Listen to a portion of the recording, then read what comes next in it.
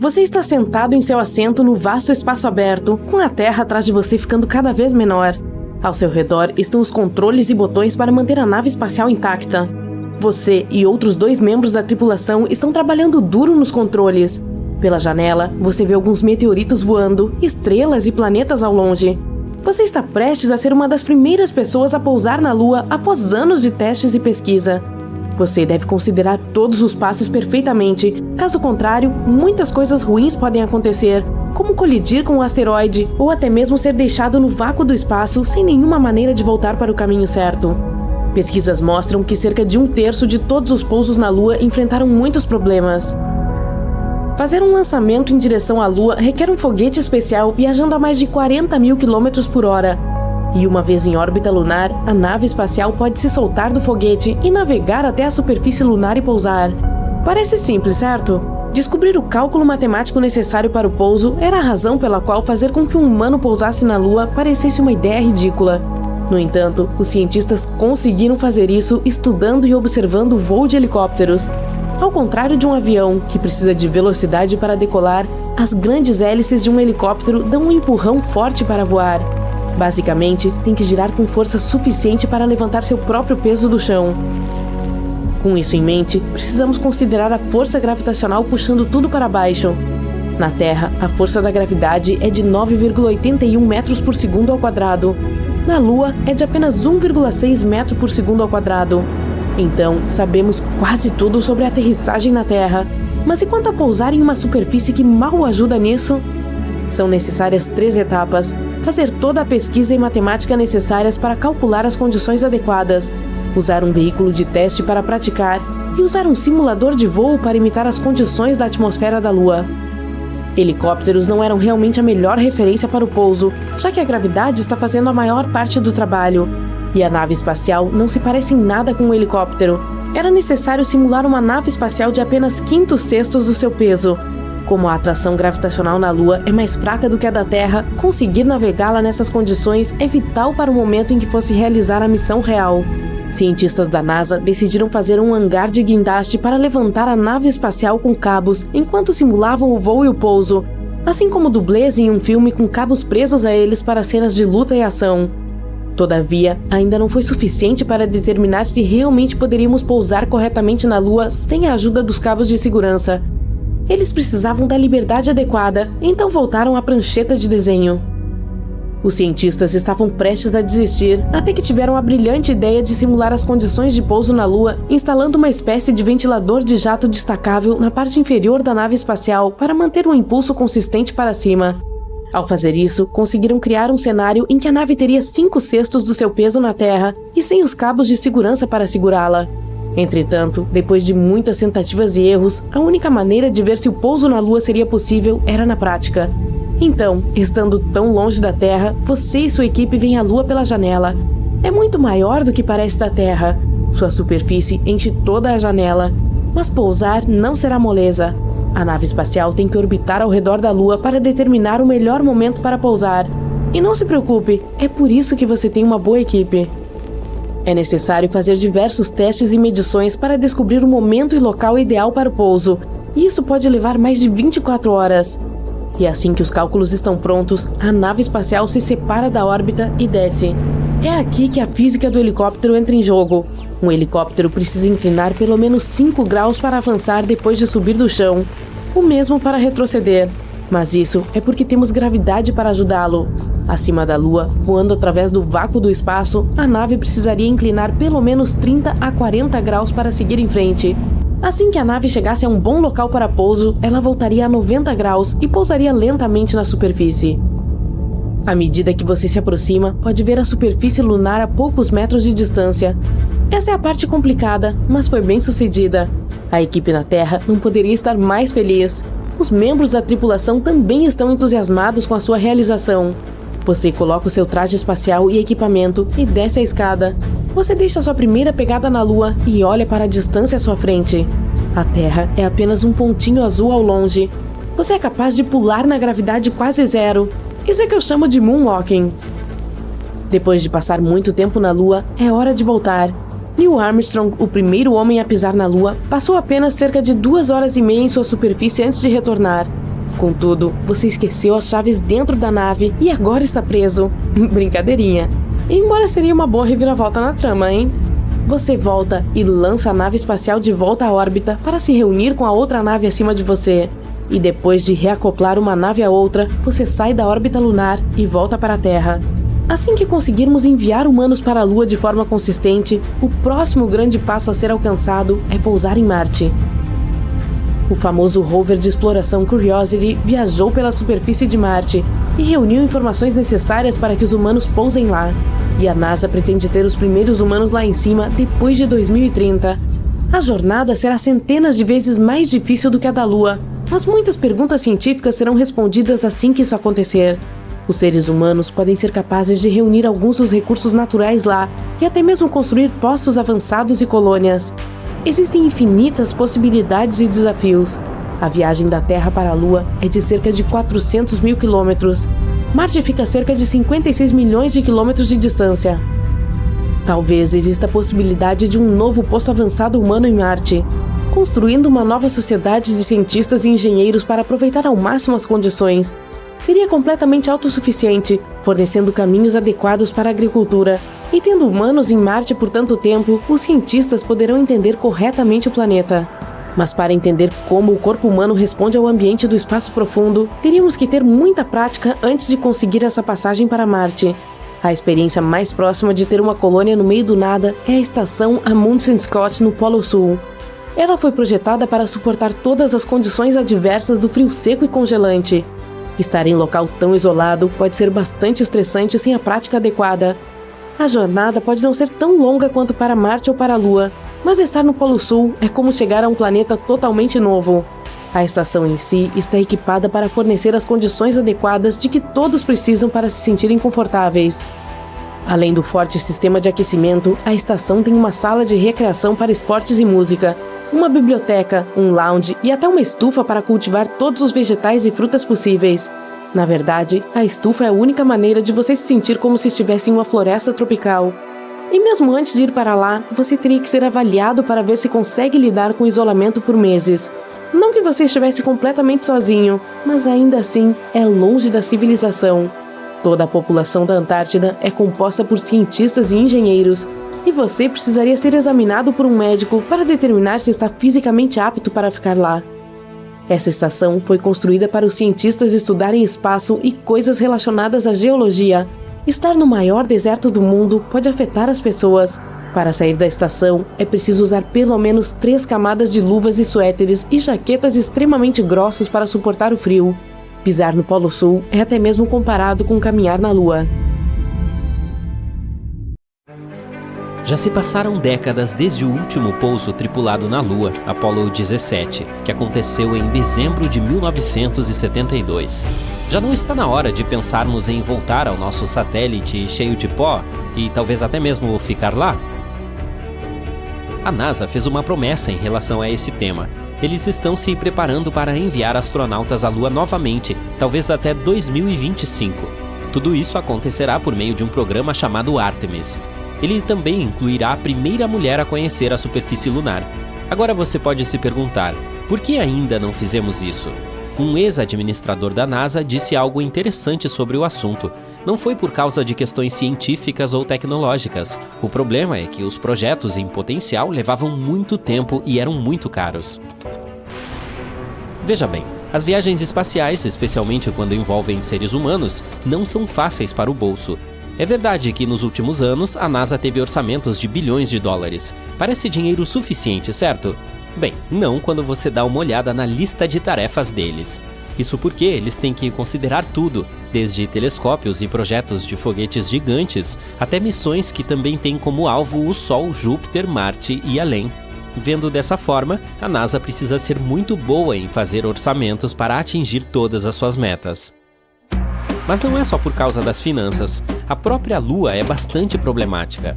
Ela apresenta perigos reais que não podem ser considerados levianamente. Para começar, sua superfície está repleta de crateras e rochas nas quais não é fácil de aterrissar. Além disso, tem a poeira lunar, ou regolito, se você quiser chamá-la pelo nome científico. Ela foi criada ao longo de muitos anos por impactos de meteoritos. É extremamente áspera e gruda em tudo. pode danificar rapidamente trajes espaciais, veículos e sistemas. Além disso, lidar com o habitat lunar também não é uma tarefa fácil. A Lua não tem atmosfera protetora. Isso significa que durante 14 dias seguidos, a superfície lunar é confrontada com os fortes raios solares. Esse período é seguido por mais 2 semanas de escuridão total. Todas essas mudanças geram temperaturas extremas, às quais nós, humanos, não estamos acostumados. Existem soluções, não se preocupe. A NASA está trabalhando em trajes espaciais e veículos resistentes à poeira e ao sol. Eles estão até mesmo desenvolvendo um sistema capaz de fornecer eletricidade durante as noites lunares. O que é ainda mais interessante sobre esse sistema é que ele pode ser útil em Marte também quando chegarmos lá. A NASA também precisa atrair pessoas realmente inteligentes para seus projetos.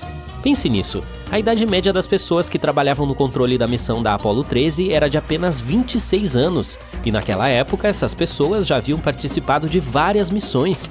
Isso significa que elas tinham uma experiência considerável desde muito jovens.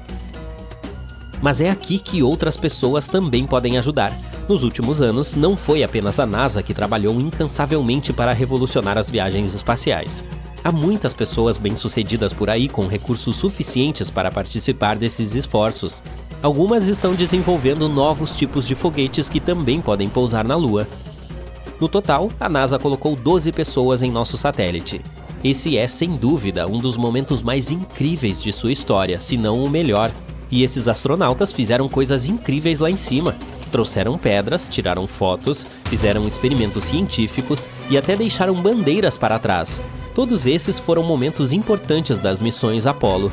Mas eles não tinham o objetivo de criar um lugar seguro para os seres humanos na Lua. Os cientistas têm a ideia de criar uma estação espacial lunar há muito tempo. É lógico, afinal de contas, é apenas uma viagem de 3 dias da Terra. Isso significa que podemos, tecnicamente, nos dar ao luxo de cometer pequenos erros aqui e ali, sem estragar todo o projeto. Além disso, aprenderíamos muito antes de nos aventurarmos ainda mais no espaço. Uma base lunar poderia fornecer combustível para missões no espaço profundo. Também poderíamos construir telescópios lá em cima e lançá-los com muito mais facilidade no espaço. Isso também poderia nos ajudar em outro projeto importante: descobrir como tornar Marte habitável. Sem mencionar que uma estação espacial lunar nos ajudaria a aprender mais sobre a origem da Lua. Quem sabe poderia até gerar algum dinheiro devido a todo esse turismo lunar divertido e empolgante. De qualquer forma, o programa Apollo Moon exigiu muito trabalho. Para começar, vamos dar uma olhada no grande número de pessoas envolvidas. Cerca de 400 mil de todos os cantos dos Estados Unidos. No entanto, nem tudo foi perfeito. Houve 2 eventos infelizes principais. Em primeiro lugar, um acidente com fogo na plataforma de lançamento da Apollo 1. Em segundo lugar, um tanque de oxigênio decidiu fazer birra na Apollo 13, causando sérios problemas no meio da missão. Uma parte importante do projeto foi o foguete Saturno V. Ele é até hoje o foguete mais potente voado com sucesso, com 36 andares de altura. Ainda está achando difícil de imaginar? Esse foguete era 2 vezes mais alto que as cataratas do Niágara. Graças ao Saturno V, a NASA concluiu com sucesso 13 missões. Isso incluiu o transporte de 24 astronautas até a Lua, sendo que metade deles até fez uma pequena caminhada na superfície lunar. Os foguetes e ônibus espaciais existentes não podem ir além da órbita baixa da Terra. Em termos mais simples, eles não podem chegar à Lua com todos os equipamentos de que os astronautas precisam para prosperar. Os veículos espaciais atuais simplesmente não são capazes de carregar essa carga, pelo menos não desde que as missões Apollo aconteceram. De qualquer forma, fizemos muito progresso na Terra e estamos prontos para enviar astronautas ao nosso satélite em breve. É aqui que o projeto Artemis entra em cena. Trata-se de um programa supervisionado pela NASA, e para garantir que tudo corra bem, a NASA lançou anteriormente Orion, uma espaçonave não tripulada para orbitar a Lua e retornar à Terra. Pense nisso como um teste automatizado. Antes de realmente enviarmos pessoas para lá novamente, precisamos ter certeza de que todos os dispositivos funcionam corretamente. Um dia, a Orion será o veículo que levará os astronautas à Lua novamente. Ela possui um sistema de abortar lançamento para manter os astronautas seguros caso algum problema aconteça durante o lançamento. Também possui um módulo de serviço, que é a fonte de energia que abastece e impulsiona a Orion e mantém os astronautas vivos com água, oxigênio, energia e controle de temperatura. Todos esses projetos futuros nos fazem pensar: como será a vida na Lua, afinal? Por enquanto, só podemos usar nossa imaginação. Alguns dizem que viveremos em casas que saíram diretamente de um conto de fadas, algo como uma aconchegante toca de Hobbit.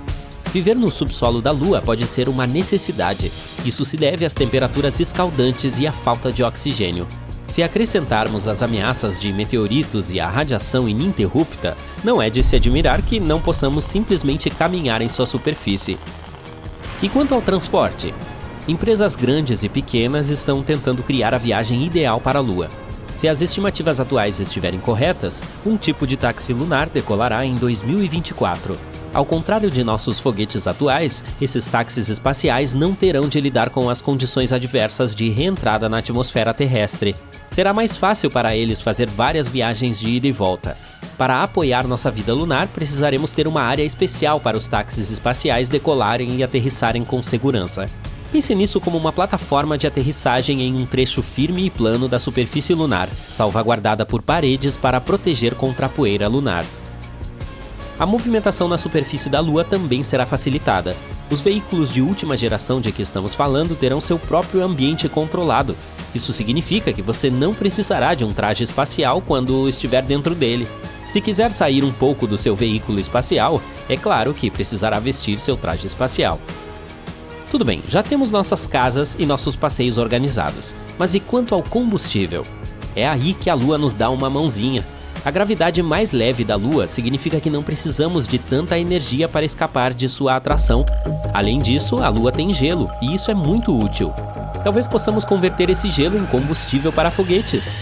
Precisaremos de dispositivos espaciais dedicados para ajudar a coletar esse gelo. Uma dessas ferramentas é chamada Trident.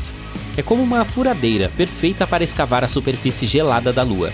Outros ajudantes robóticos transformariam esse gelo em combustível e o entregariam a um posto de gasolina espacial. Se isso funcionar, os foguetes a caminho de Marte poderão fazer uma parada para um rápido abastecimento de combustível antes de continuar a viagem. Que tal jogar golfe, não na Terra, mas na Lua? Vamos viajar de volta a uma época, há 50 anos, quando um astronauta transformou a superfície lunar no campo de golfe mais incomum de todos os tempos.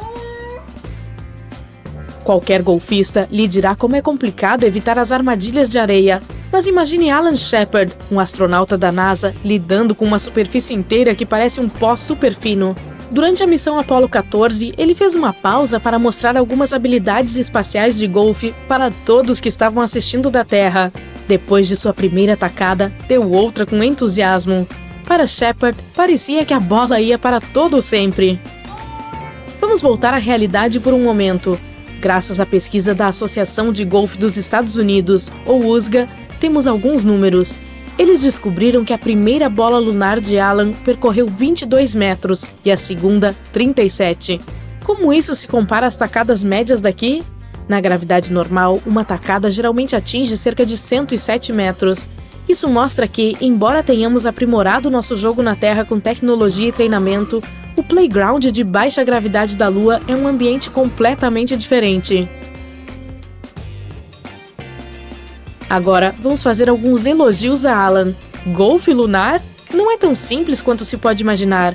O taco dele não era de uma loja de esportes local, era um improvisado, um coletor de amostras da Lua com uma cabeça de taco presa nele.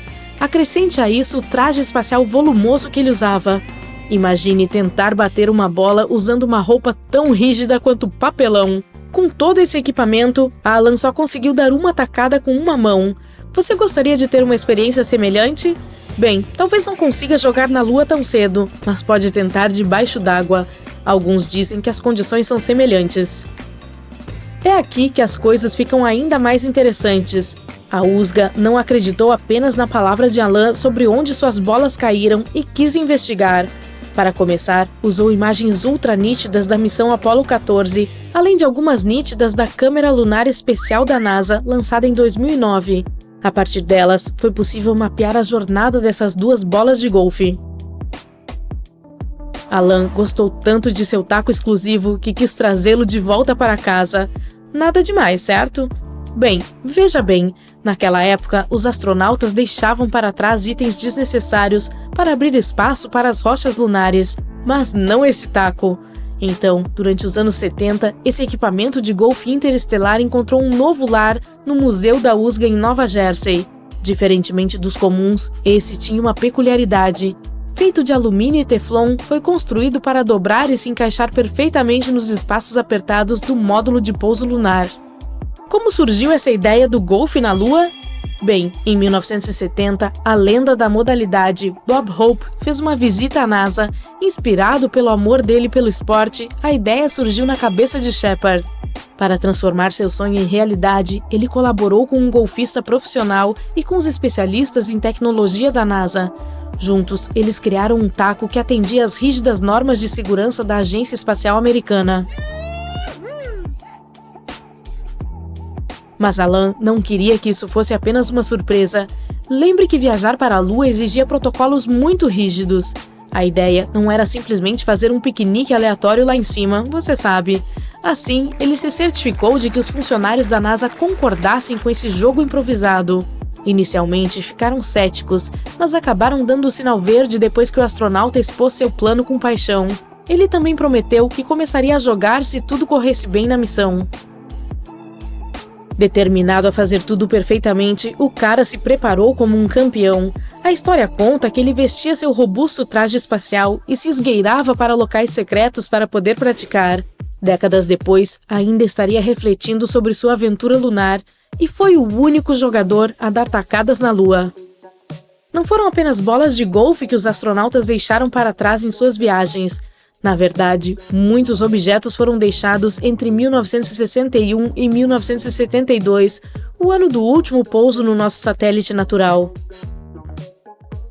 Toda vez que você olhar para a Lua, lembre-se de que há uma linda foto de família lá em cima, alguns aparelhos científicos enormes, uma pequena estátua, um monte de, sacos de lixo humano e sim, algumas bandeiras americanas.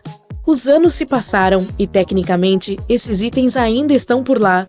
Embora eles provavelmente já tenham visto dias melhores devido às condições adversas da Lua. Alguns tinham um lugar especial no coração dos astronautas e foram feitos para ficar lá. Mas deixar algumas coisas para trás também significava que eles poderiam trazer de volta amostras lunares. Você conhece a sensação? É como quando precisa abrir espaço em sua mala para lembranças, quando está terminando as férias. A NASA tem uma lista completa das coisas que ficaram na Lua? Bem, não exatamente. Na verdade, uma equipe tentou criar um registro de alguns dos objetos e chegou a uma lista incrível de 106, deixados lá somente na missão Apollo 11. Isso sem contar as famosas pegadas de Neil Armstrong e Buzz Aldrin. Os maiores itens em cada local de pouso eram, em sua maioria, coisas científicas, como peças do módulo lunar e experimentos para estudar a Lua em profundidade. Depois, havia algumas lembranças bonitas, como a placa da Apollo 11 e um disco especial com mensagens de líderes de todo o mundo. Alguns dizem que os astronautas também levaram medalhas para lembrar alguns cosmonautas heróicos e até deixaram um ramo de oliveira de ouro, um antigo símbolo da paz. Agora, as missões lunares posteriores foram um pouco mais divertidas, como Alan Shepard fez com seu jogo de golfe, mas o prêmio pelo momento mais emocionante vai para Charlie Duke. Durante a missão Apollo 16, ele deixou uma foto de sua família lá em cima. É como se quisesse que eles fizessem parte da aventura. No entanto, uma advertência: essas fotos provavelmente não envelheceram bem devido à alta exposição da Lua à radiação solar. Também pode haver um museu de arte em nosso satélite. Deixe-me explicar. Há uma pequena obra de arte chamada Museu da Lua. É um chip de cerâmica do tamanho de uma unha e foi criada por um artista chamado Forrest Myers. Esse pequeno objeto exibe obras de arte em miniatura de 6 pessoas talentosas. Entre elas está até mesmo o famoso Andy Warhol, artista conhecido por suas icônicas latas de sopa e retratos de celebridades. Forrest Myers disse que queria que seu mini-museu estivesse na Lua, mas havia um problema. Os funcionários da NASA não estavam exatamente de acordo com a ideia. Entretanto, Myers compartilhou com a imprensa que entregou esse chip de arte a um engenheiro que trabalhava na missão Apollo 12. De acordo com Myers, esse engenheiro colocou secretamente o Museu da Lua em uma perna do módulo de pouso lunar. Caso você ainda não tenha percebido, essas naves lunares não retornam à Terra após a missão. No entanto, considere isso com cautela, pois a NASA nunca confirmou a história. Você pode se perguntar, por que eles deixaram todas essas coisas? Às vezes, o objetivo era fazer uma declaração, e em outras era puramente prático. Em um determinado momento, foi mencionado que durante a missão Apollo 11, por exemplo, uma decisão precisava ser tomada. Os astronautas tiveram que descobrir rapidamente o que era essencial para sua viagem de volta para casa, e acabaram criando um local de limpeza, jogando fora as coisas de que não precisavam mais. Deixar coisas para trás na Lua não é muito diferente de como fazemos aqui. Assim como os arqueólogos estudam nossos restos antigos para aprender sobre nossos ancestrais, o material na Lua nos dá informações sobre essas incríveis missões lunares. Algumas coisas deixadas tinham cumprido sua função, como o mastro para a bandeira ou a câmera usada para transmitir os passos no satélite. Até mesmo as ferramentas que os astronautas usaram para coletar amostras foram deixadas porque eles tinham uma carga mais preciosa para trazer de volta, as rochas lunares. Quando se trata do estado atual de todos esses itens, os cientistas não têm certeza absoluta. Sabemos que o observador lunar da NASA detectou algumas de suas sombras, portanto, eles ainda estão lá em cima. O equipamento oficial foi construído para resistir, portanto, talvez se comporte um pouco melhor. Mas e os itens pessoais? Eles provavelmente já viram dias melhores. Neil Armstrong estava se preparando para sua missão na Lua há mais de 3 anos. Para resistir às condições de microgravidade, ele precisou aprender a andar de lado, sendo amarrado e suspenso em um ângulo e tentando andar ao longo das paredes. Seus limites foram testados através de uma dieta intensa e regime de sono, já que no espaço ele só teria carne e vegetais previamente desidratados e colocados em uma embalagem. Antigamente, os astronautas tinham que passar dias no deserto, na selva, no mar aberto, além do treinamento de sobrevivência ártica. Hoje em dia é muito mais estruturado, mas naquela época era algo como vamos deixar essa pessoa no meio do nada sem suprimentos e ver se sobrevive.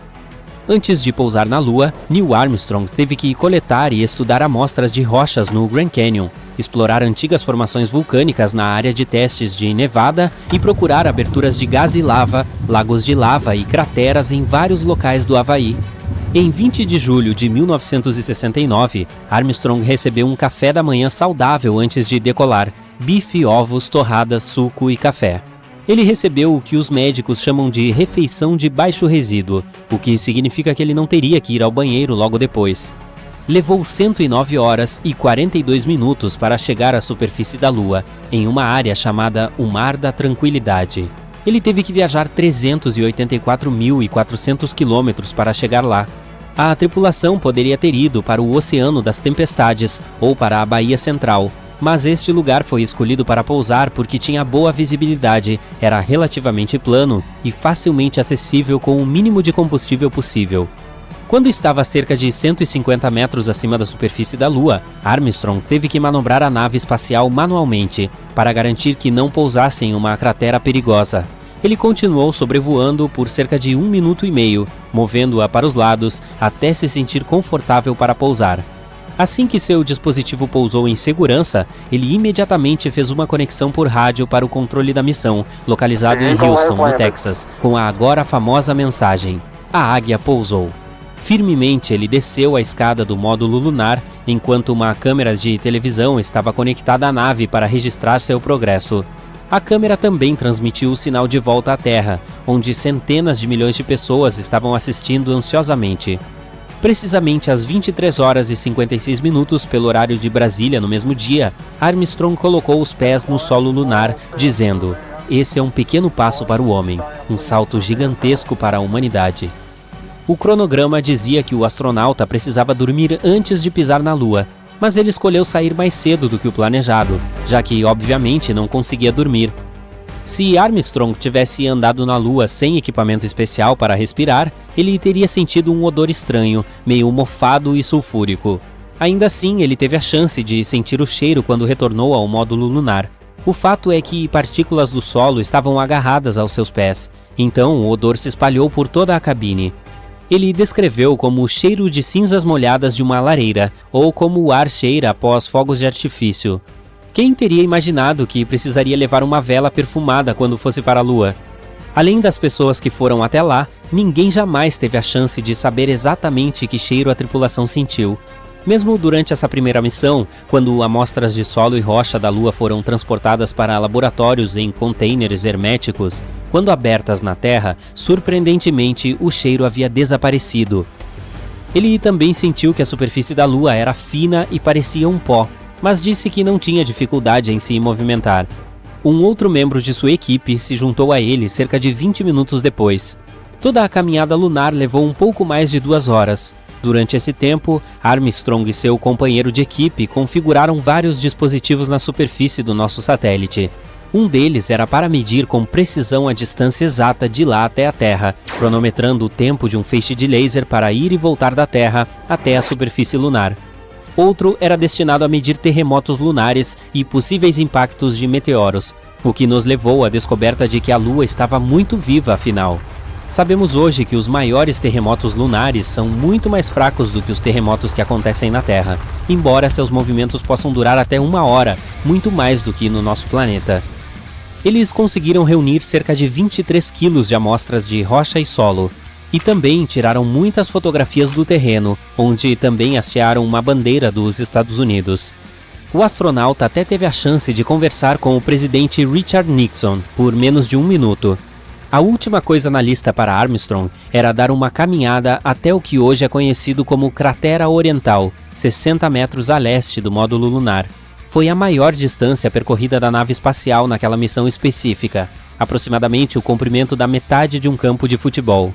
Assim que suas tarefas foram concluídas, Armstrong voltou para o módulo lunar e fechou a escotilha com segurança para dormir um pouco.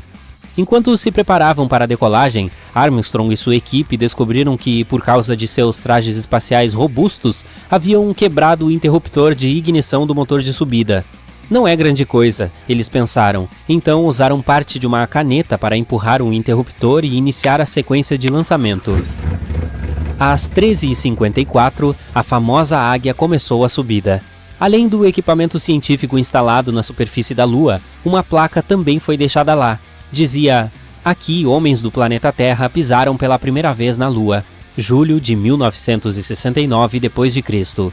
Viemos em paz por toda a humanidade. Anos depois, Armstrong disse que a NASA limitou seu tempo na Lua, porque eles não sabiam como os trajes espaciais enfrentariam as temperaturas extremas de lá, tão altas quanto 127 graus Celsius durante o dia, a tão baixas quanto 173 graus abaixo de zero à noite. As coisas ficaram um pouco mais complicadas quando Armstrong e sua equipe pousaram de volta na Terra, porque eles haviam sido expostos a partículas espaciais desconhecidas. O resultado? Eles tiveram que ser colocados em quarentena de proteção planetária em seu retorno, assim que sua cápsula espacial pousou com segurança no Oceano Pacífico, em 24 de julho.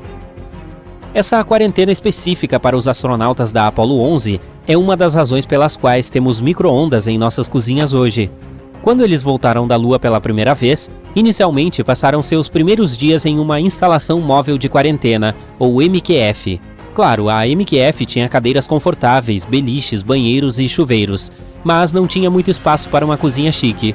Como não havia espaço para um forno ou churrasqueira padrão, e também para reduzir os possíveis incêndios que poderiam ter ocorrido, a NASA teve que ser criativa.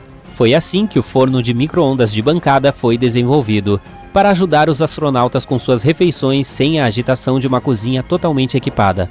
Hoje em dia você pode ver o primeiro micro-ondas em um museu em Oakland, Califórnia. Depois de retornar à Terra, Armstrong afirmou que nunca mais alcançaria as estrelas. Mas ele não parou de explorar. Em 1985, se juntou a uma equipe profissional de outros maiores exploradores para o Polo Norte.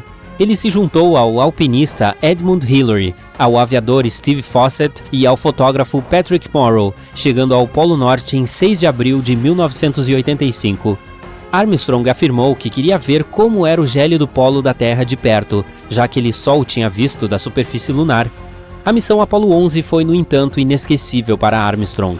Em 2015, a instituição Smithsonian descobriu que ele havia guardado escondido um saco de tecido cheio de pequenas partes do módulo lunar, incluindo seu cinto, algumas luzes úteis e seus suportes, uma chave de emergência e a mira óptica que estava montada acima da janela do módulo espacial, assim como a câmera de aquisição de dados que gravou as imagens icônicas de Armstrong dando seu pequeno passo na Lua.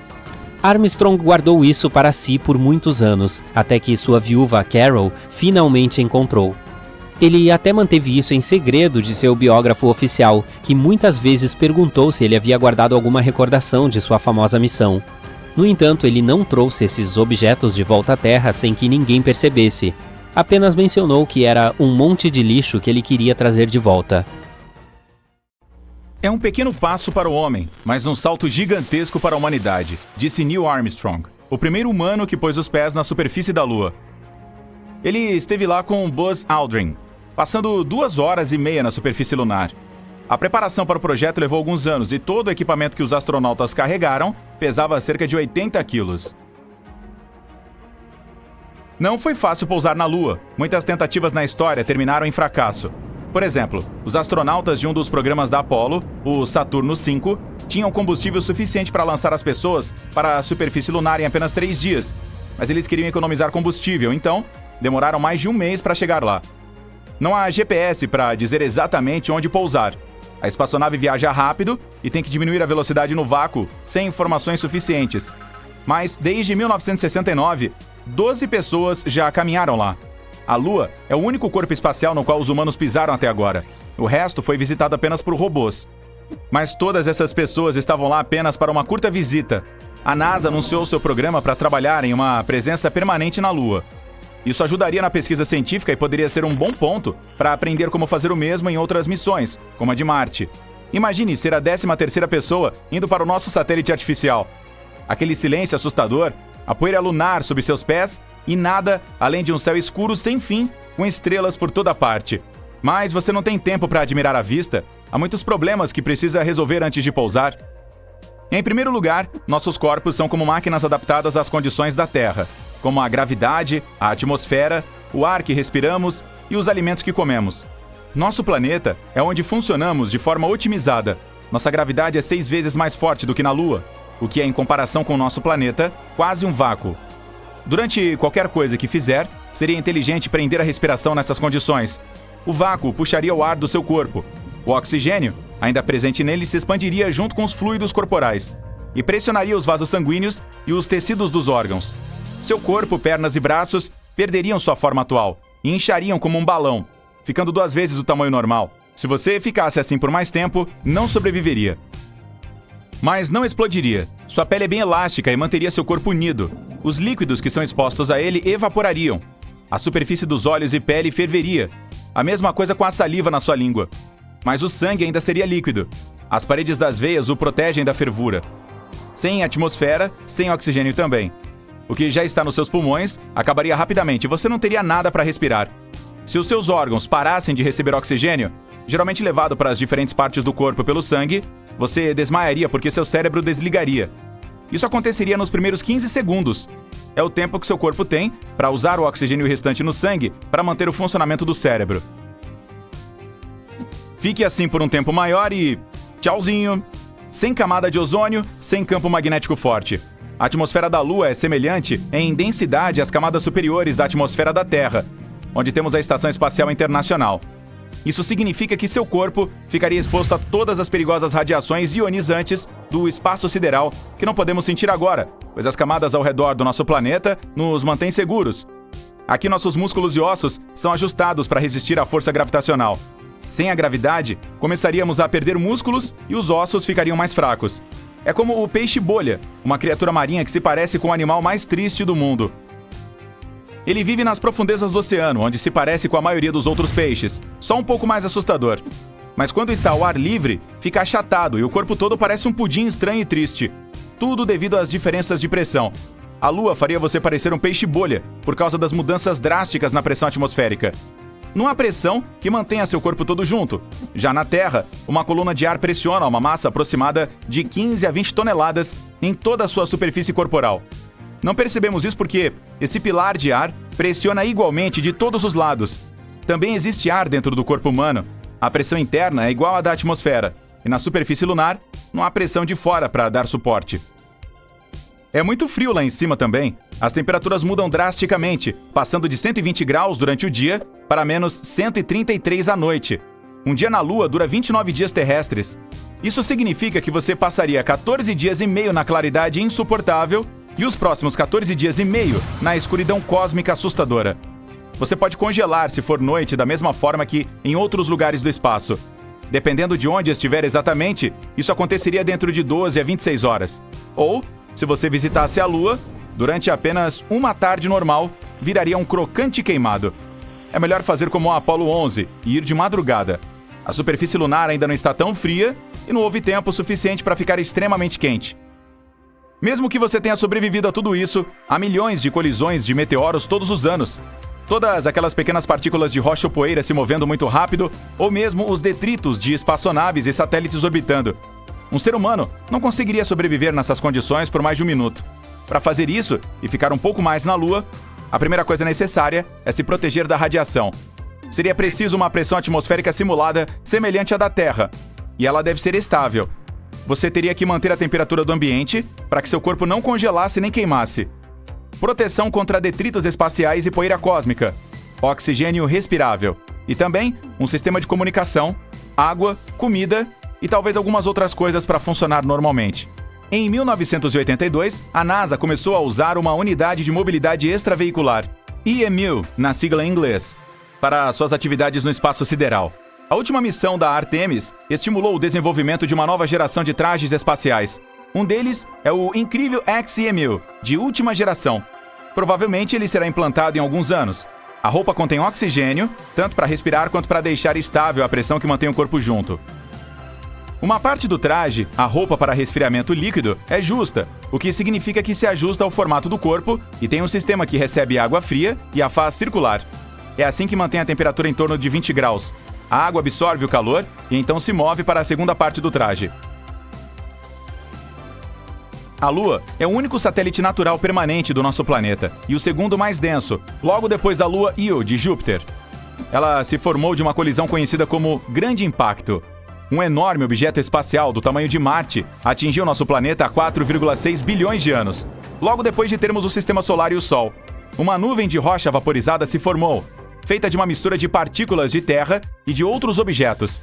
Ela entrou em órbita ao redor do nosso planeta, esfriou e se transformou em um anel de pequenos corpos sólidos.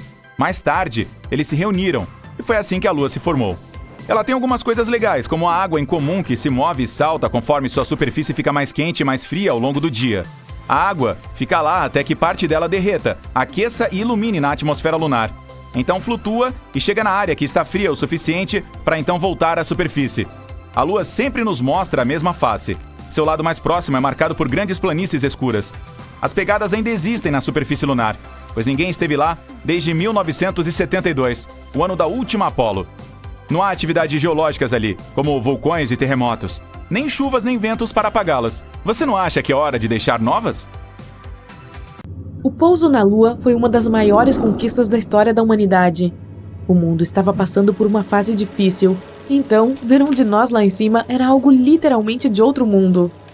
Em 16 de julho de 1969, Neil Armstrong, Buzz Aldrin e Michael Collins se tornaram as primeiras pessoas a deixar com sucesso a atmosfera da Terra e entrar em uma diferente.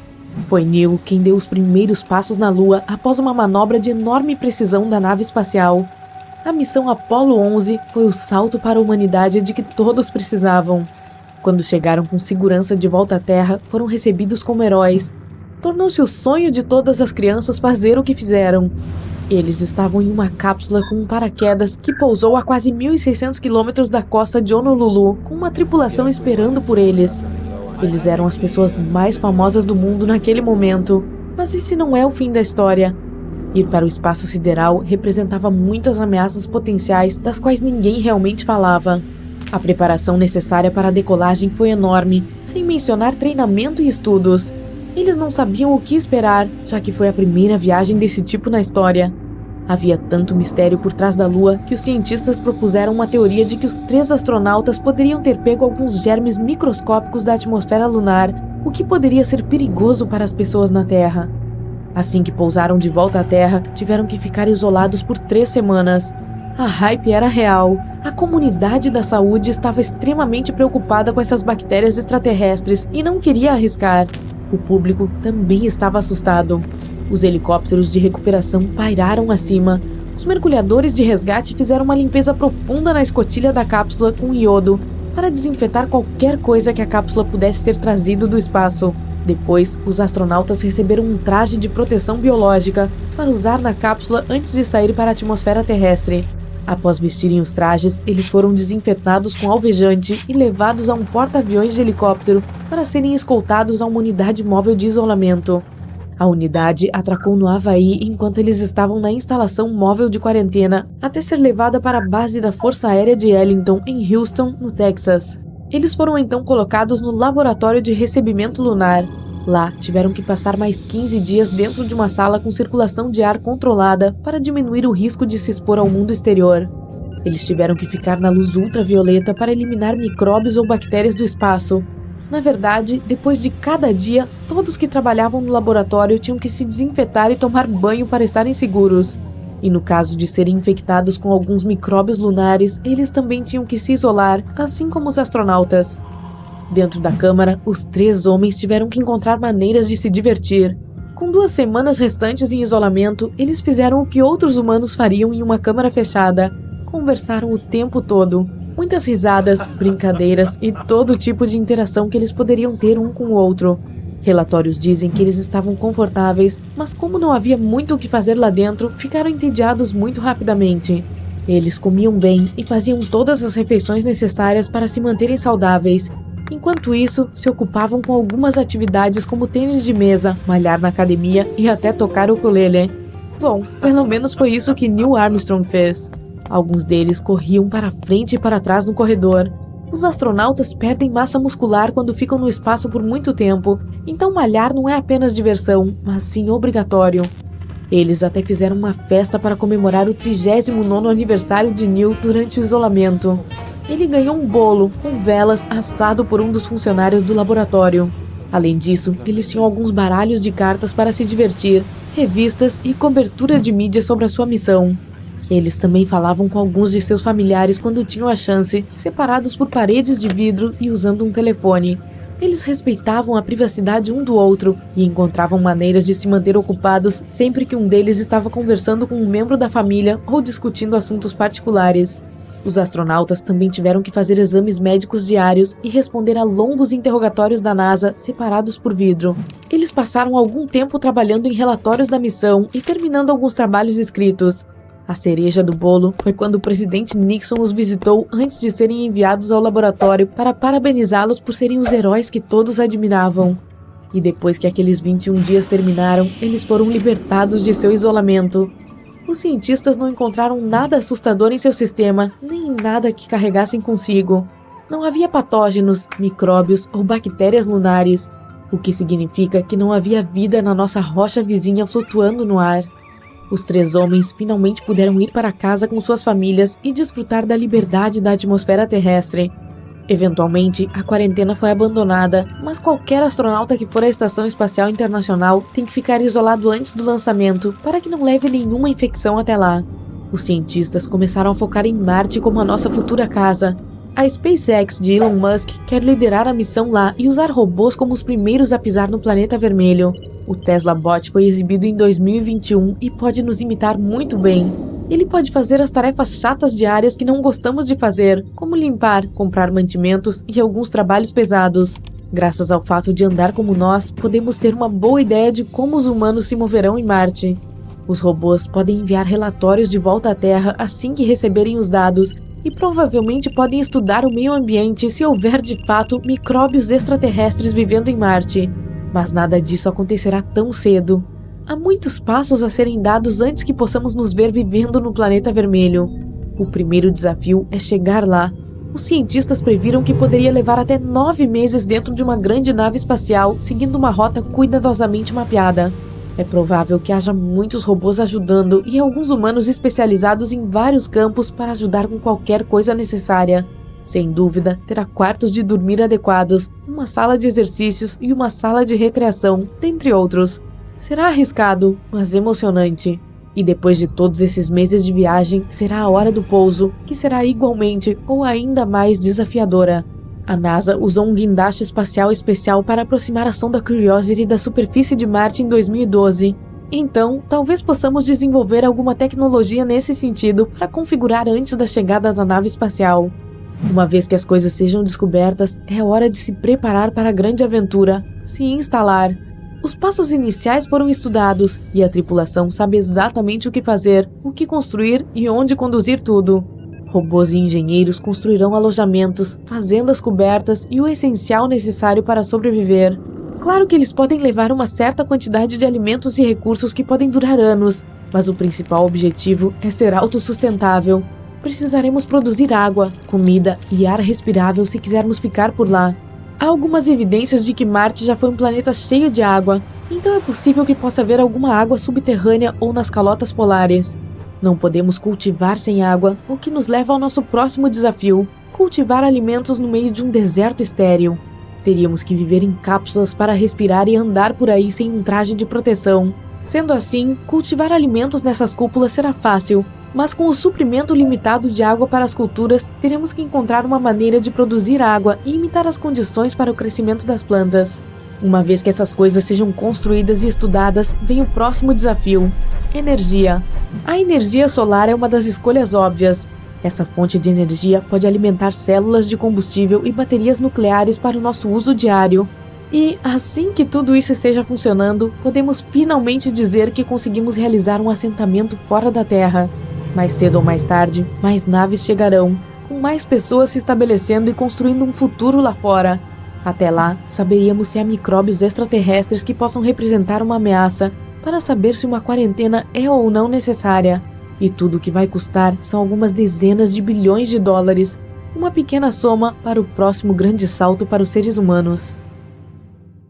A tripulação espacial estava se preparando para o lançamento há mais de 3 anos. Os preparativos para o pouso no estranho planeta incluíam a coleta e o estudo de amostras de rochas do Grand Canyon, a exploração de antigas formações vulcânicas na área de testes de Nevada e a investigação de respiradouros de gás e lava, lagos de lava e crateras em vários locais no Havaí. Para poder resistir às condições da microgravidade, os tripulantes aprenderam a andar em sentido oblíquo, sendo amarrados e suspensos pelas laterais e tentando se mover ao longo das paredes. Tiveram que testar seus limites por meio de dietas intensivas e regimes de sono para garantir que ficariam seguros no espaço sideral.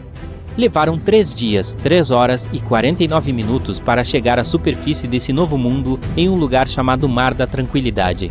Eles poderiam ter ido para o Oceano das Tempestades ou para a Baía Central, mas escolheram este lugar para pousar, pois tinha boa visibilidade e era relativamente regular e facilmente alcançável com o mínimo de propelente possível. Uma das primeiras coisas que notaram quando chegaram lá foi que, bem, o lugar cheirava mal. Isso pode parecer com o começo de uma história de ficção científica, mas na verdade é o verdadeiro relato sobre como a missão Apollo 11 pousou na Lua em 20 de julho de 1969. Desde então, a Lua teve 12 visitantes humanos até hoje. Pensamos nela como nossa vizinha espacial, mas ainda há muito que não sabemos sobre esse misterioso satélite. E isso não deve surpreender, já que a Lua está sempre nos mostrando a mesma face. Isso porque a Terra e seu único satélite natural permanente estão em rotação síncrona, o que nos faz pensar que ela está sempre permanentemente imóvel. A verdade é que ela não está em uma posição fixa, e na verdade ela está se afastando cada vez mais da Terra, 3,8 centímetros a cada ano. Acredite ou não, a Terra e a Lua, embora estejam a 384.400 quilômetros de distância, influenciam profundamente uma a outra. Enquanto a Lua é parcialmente responsável pelas marés dos mares e oceanos na superfície do nosso planeta, nossa Terra é realmente a causadora de movimentos na Lua. Eles são chamados de terremotos lunares, ou lunamotos, e duram muito mais do que terremotos, alguns deles chegando a até meia hora. A Lua pode parecer perfeitamente redonda para nós em uma noite quente de verão, mas ela é, na verdade, oval. A forma de limão é causada pela atração gravitacional da Terra. Quando se trata de vestígios de humanos, a nossa Lua tem mais do que pegadas. Em 1969, astronautas americanos deixaram muitos objetos na superfície do nosso satélite, como 2 bolas de golfe, um desenho do famoso artista Andy Warhol e uma mensagem da própria rainha Elizabeth II. Uma das últimas pessoas a pisar na Lua até hoje foi um astronauta chamado Eugene Cernan. Ele rabiscou as iniciais de sua filha na superfície lunar em 1972. Como parece que não há vento ou qualquer outro tipo de mudança climática lá, as letras TDC podem ficar lá para sempre. Na verdade, é possível ser alérgico à Lua. Harrison Jack Schmitt, um astronauta da missão Apollo 17, passou um tempo no Vale do Mar da Serenidade. Depois subiu de volta ao módulo lunar da tripulação e ficou um pouco de poeira lunar nele. Assim que tirou o traje espacial, ele ficou com os olhos vermelhos, espirrando e com outras reações alérgicas que duraram 2 horas. Como está tão perto de nós, estabelecemos que a Lua tem um fuso horário próprio. Nós o chamamos de tempo lunar padrão, mas ele não corresponde ao tempo na Terra. Para ter um equivalente, a explicação é um pouco mais complexa, mas em termos simples, um ano na Lua é dividido em 12 dias. Cada um desses dias recebeu o nome de um astronauta diferente que andou por lá. A data de início deste calendário coincide com o momento em que Neil Armstrong caminhou na superfície do nosso satélite. Assim, o dia 1º do ano lunar 1 começou em 21 de julho de 1969, às 2 horas, 56 minutos e 15 segundos do tempo universal. Como a Lua tem uma atmosfera muito fina, ela tem temperaturas bem malucas, tanto quentes quanto frias, que podem ir até 93 graus Celsius. Ao longo dos polos lunares, no entanto, a temperatura fica sempre em torno de menos 240 graus Celsius. Os humanos sempre tentaram traçar uma conexão entre o nosso satélite natural e a Terra, chegando a explicações do porquê que a existência da Lua nos influencia tanto. Na Idade Média, cientistas e filósofos pensavam que, durante a lua cheia, algumas pessoas eram mais propensas a ter diferentes condições de saúde. Como viram essa conexão inexplicável com a lua cheia, as pessoas com esses sintomas foram chamadas de lunáticas, ou às vezes, literalmente, com a doença da lua. Os humanos não são as únicas criaturas que vivem na Terra que são afetadas pelos ciclos lunares. Os donos de cães são 28% mais propensos a levar seu animal de estimação para a emergência veterinária durante a lua cheia. Você pode pensar que é por isso que os lobos têm essa preferência por uivar na lua cheia, ainda mais na cultura popular, mas os cientistas não conseguiram encontrar nenhuma conexão entre o comportamento dos lobos e os ciclos lunares, então pode ser apenas um mito. A maior cratera conhecida no nosso sistema solar também é encontrada na Lua, e é chamada de Polo Sul Aitken. Essa formação gigante está localizada no lado oculto da Lua, e mede 2.500 km de diâmetro. Uma das muitas coisas que ainda não entendemos completamente sobre nosso satélite são os incomuns flashes de luz que às vezes podem ser vistos em sua superfície. Os cientistas chamam essas explosões de fenômenos lunares transientes, com a sigla TLP em inglês, e foram vistas em todo o mundo por séculos. Um dos primeiros casos relatados de TLP foi em 1178, quando monges de Canterbury afirmaram ter visto uma tocha flamejante na superfície da Lua depois que o Sol se pôs. TLP não significa simplesmente flashes de luz. Relatórios também detalharam outros eventos incomuns, como névoas gasosas, colorações avermelhadas, verdes, azuis ou violeta, ou mesmo o escurecimento de certos locais na Lua. Será que algo estranho está acontecendo com a nossa Lua? Isso está iniciando ou começamos a perceber isso com os novos equipamentos de estúdio espacial que temos hoje? Existem muitas teorias diferentes que os cientistas desenvolveram tentando reunir o que pode estar causando esses eventos. Os flashes lunares incomuns podem ser causados por qualquer coisa, desde impactos meteóricos até atividade eletrostática. É difícil identificar a explicação para cada evento, pois a maioria desses episódios é lembrada por um único observador na Terra ou de um único local. O fato de haver atividade sísmica perceptível na Lua também pode explicar por que às vezes podemos ver flashes de luz incomuns na superfície do nosso satélite. Quando a sua superfície se move, pode causar a erupção de diferentes gases refletores de luz, o que pode explicar os desenvolvimentos luminosos. Alguns cientistas até sugeriram que a atividade geológica residual também pode ser a causa. Isso é ainda mais chocante, já que sempre olhamos para a Lua como um mundo sem vida. Você já reparou como ela pode mudar de cor? Na verdade, existem muitas explicações científicas para isso. A Lua parece ser de uma cor meio cinza amarronzada quando vista fora da atmosfera terrestre. Quando observada da superfície da Terra, ela parece mudar de cor dependendo de vários fenômenos. A Lua vista perto do horizonte provavelmente será amarelada ou tingida de vermelho.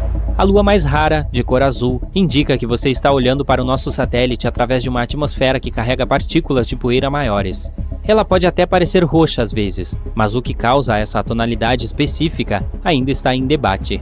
O fato de não sabermos exatamente se ou quanta água existe na superfície lunar não é a principal razão pela qual ainda não estamos construindo casas lá. Parece que, na verdade, a radiação tem muito mais a ver com isso. Estudos recentes mostraram que a superfície lunar tem uma taxa de radiação 5 a 10 vezes maior do que a que se encontra em um voo transatlântico de passageiros. Isso também significa que ela é 200 vezes maior do que a taxa na superfície da Terra. Nas futuras explorações lunares, como o projeto Artemis, por exemplo, os cientistas precisam levar isso em consideração para não expor os astronautas. Este programa recebeu o nome em homenagem a Artemis, irmã de Apolo, e visa não apenas colocar astronautas na superfície lunar no futuro, mas também construir algum tipo de estabelecimento para estudar a Lua em condições seguras. Embora o projeto tenha começado em 2017, a primeira missão planejada está programada para ser lançada no verão de 2022, com duração estimada de 25 dias. O objeto espacial sem tripulação a bordo está planejado para alcançar a órbita lunar e retornar com segurança com dados suficientes para a próxima missão de 4 pessoas, programada para maio de 2024. Espera-se que Artemis 3, 4 e 5 sejam lançadas em 2025, 2026 e 2027, respectivamente, cada uma com uma duração prevista de aproximadamente 30 dias. Acredita-se há muito tempo que a Lua se formou como resultado de um enorme impacto sofrido pela Terra. Um corpo celeste do tamanho de Marte poderia ter batido em nosso planeta. Os detritos resultantes então se uniram em uma bola apertada, que mais tarde se tornou a nossa Lua. Mas há uma pergunta que tem incomodado os cientistas. A crosta terrestre é pobre em metais.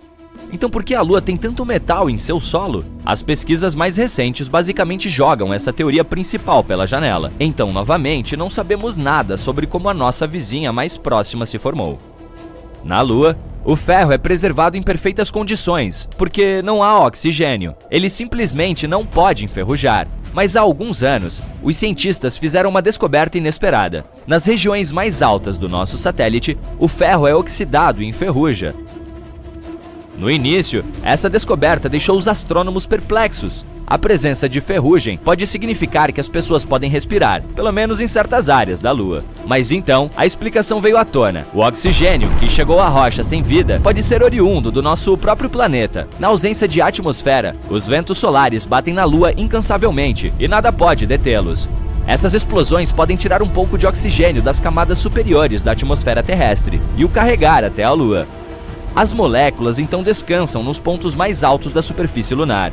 Isso explicaria porque os metais não são oxidados nas partes baixas, especialmente sob a superfície do satélite.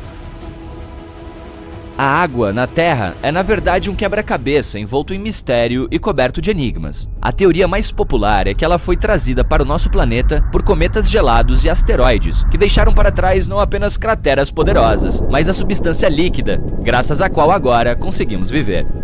Mas há um novo avanço que sugere outro cenário.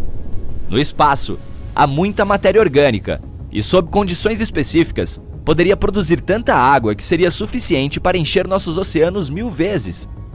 Pesquisadores realizaram um experimento no qual aqueceram essa matéria orgânica e obtiveram água limpa e óleo.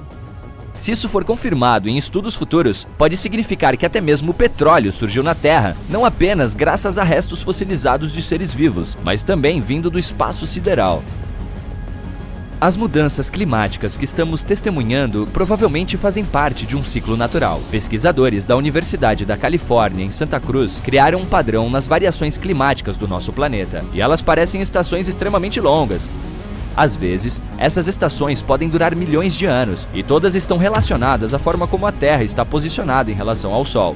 As estações foram apelidadas de Ice House, Cool House, Warm House e Hot House, de acordo com as temperaturas predominantes. Nos últimos 3 milhões de anos, por exemplo, nosso planeta esteve no estado de Ice House, já que a última era glacial não foi há muito tempo. Mas as ações da humanidade, aumentando o efeito estufa, empurraram o estado climático para o Warm House muito mais rápido do que seria o esperado. Quando finalmente chegar, a temperatura geral na Terra subirá para valores tropicais, algo que o planeta não vê há mais de 50 milhões de anos. Que hora para estar vivo! De volta à Lua agora. Você pode vê-la em lugares diferentes, em tamanhos diferentes e até mesmo em cores diferentes todas as noites. O tamanho e a localização são muito fáceis de explicar. À medida que a Terra gira em torno de seu eixo e gira em torno do Sol, vemos a Lua viajando ao redor do céu noturno e mais perto ou mais longe do nosso planeta.